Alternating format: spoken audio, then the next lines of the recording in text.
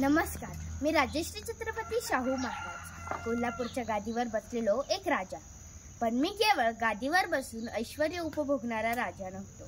मी होतो एक समाज सुधारक, शिक्षणप्रेमी आणि समानतेचा पुरस्कर्ता. पण माझ्या काळात भारतात अस्पृश्यता, जातीभेद, अंधश्रद्धा आणि अज्ञानाचा अंधार पसरलेला होता. मी ठरवलं हा अंधार दूर करायचा. शिक्षण हेच खरे स्वातंत्र्याचे शस्त्र आहे हे मी ओळखले. म्हणूनच 1902 मध्ये मागासवर्गीय विद्यार्थ्यांसाठी मी मोफत शिक्षण आणि वसतिगृह सुरू केली. मी काय म्हणालो होतो माहितीये?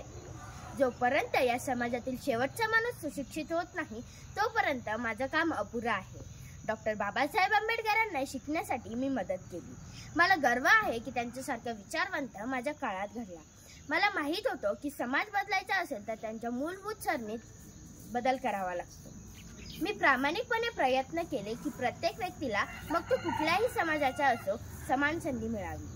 माझ्या दरबारात महार, मुस्लिम, मराठा, ब्राह्मण सर्वांना स्थान होतं. मी केवळ एक राजा नव्हतो, मी होतो जनतेचा राजा. माझं स्वप्न आजही पूर्ण झालेलं नाही. आजही जातीपातीवरून भेदभाव होतात. शिक्षण सर्वांपर्यंत पोहोचलेलं नाही. तरीही अनेक राजे आजही गप्प बसलेत. पण माझ्या विचारामुळे जर आजच्या तरुणाईला प्रेरणा मिळाली तर खरंच माझं आयुष्य सार्थकी लागेल. मी राजश्री शाहू बोलतोय आणि मी अजून थांबलेलो नाही. धन्यवाद.